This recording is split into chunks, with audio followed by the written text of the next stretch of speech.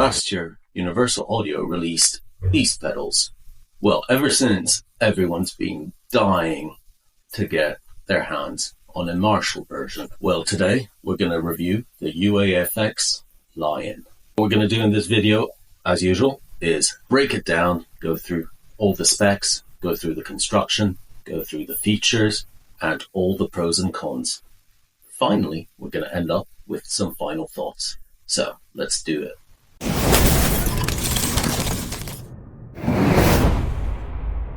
As I'm sure you guys are aware, Universal Audio is an amazing company. They really were at the forefront of bringing CAD technology to the masses, and also their plugins generally and their audio interfaces are really studio grade.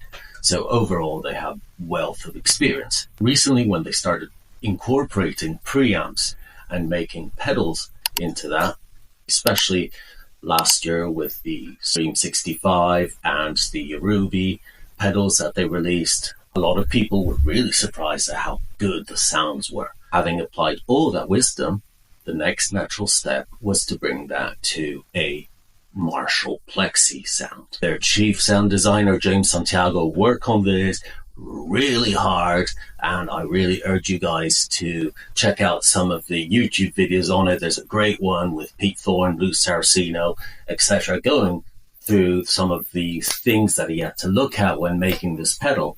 And I'm just going to say it now, all the hard work has really paid off, because this is not just a pedal amp, this is an amazing piece of groundbreaking guitar history, really.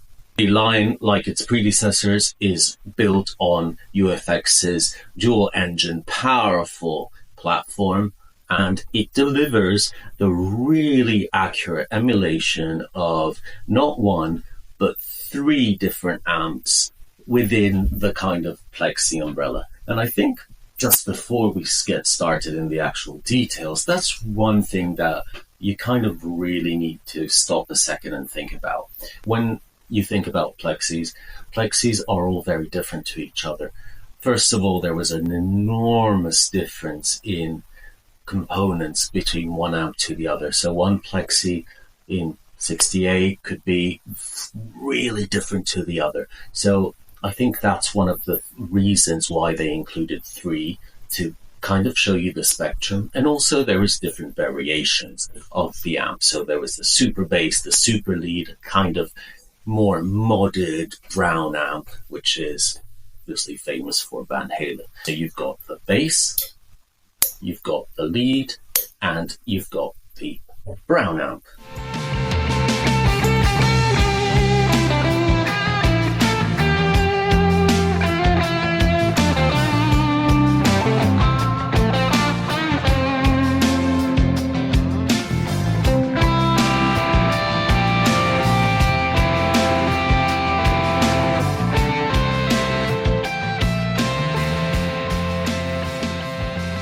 Incredibly cool that with this pedal, you not only get the emulation of the preamp, but you've got all that experience that Universal Audio has with its award-winning aux products. And so you get some of those same cabinets, mic, room simulations in this little package. So looking at the actual pedal, what you have is really just the exact same controls as you would find on a proper Marshall Plexi.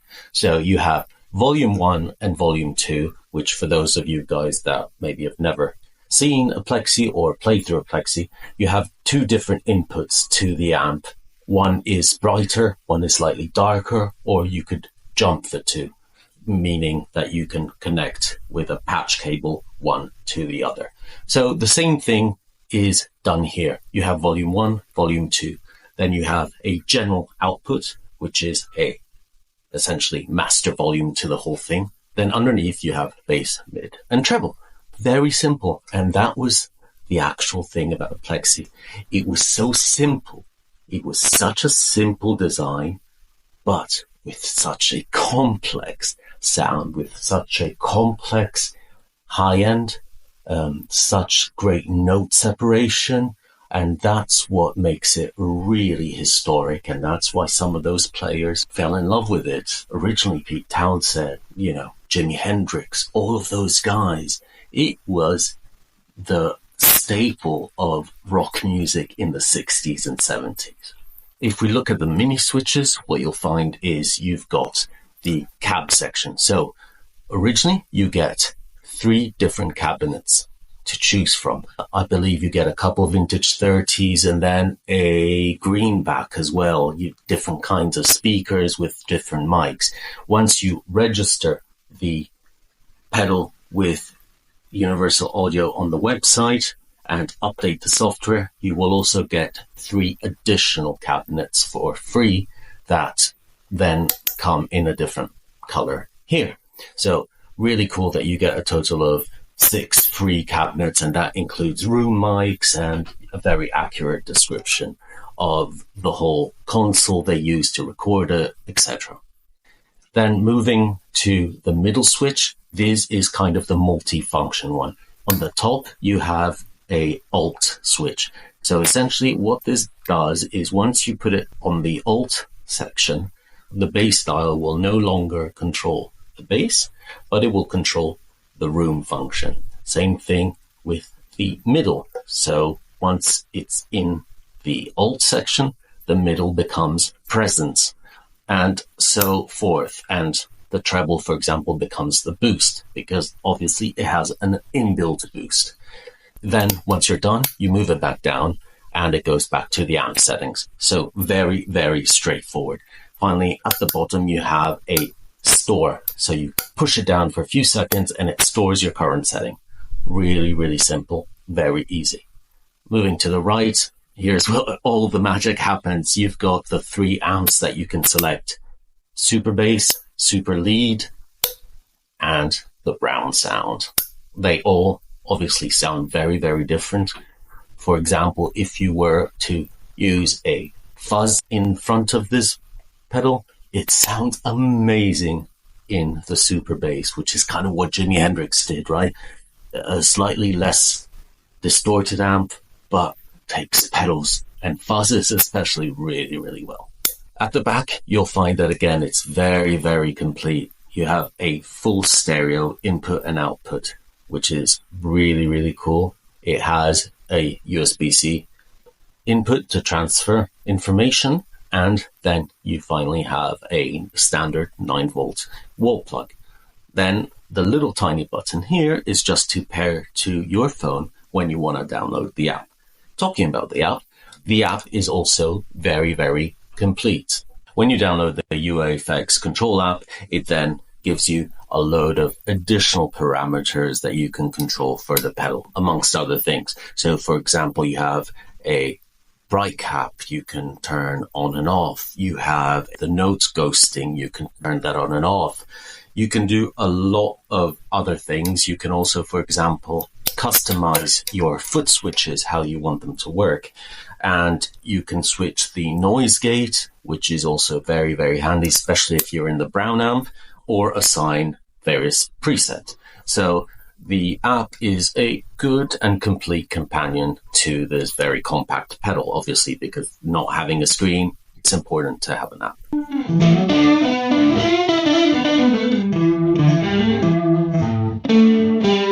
The construction, like the previous UAFX pedals, is really, really good.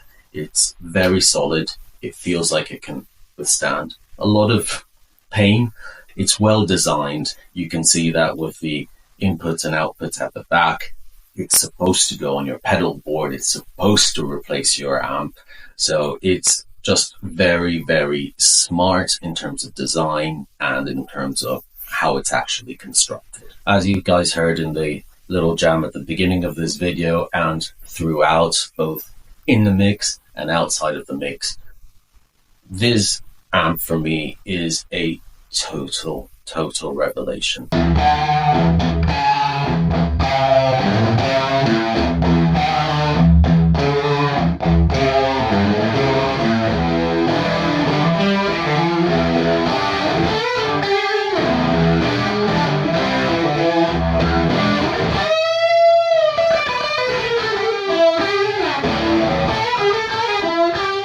I've got to say, I was kind of heading into it a bit skeptical, simply because For me, the plexi sound is the holy grail.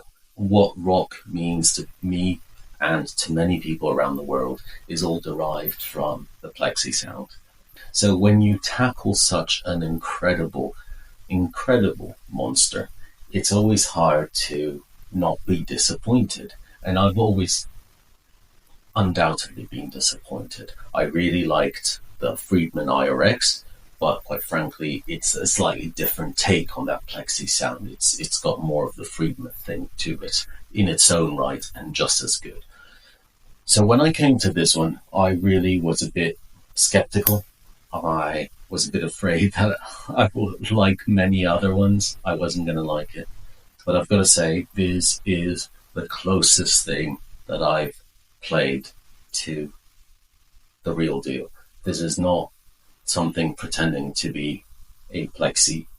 This actually is a plexi. It reacts in the same way. It works in the same way. It has the same problems as a plexi. It has the same, what many people think are useless controls that don't actually do a lot, but they do.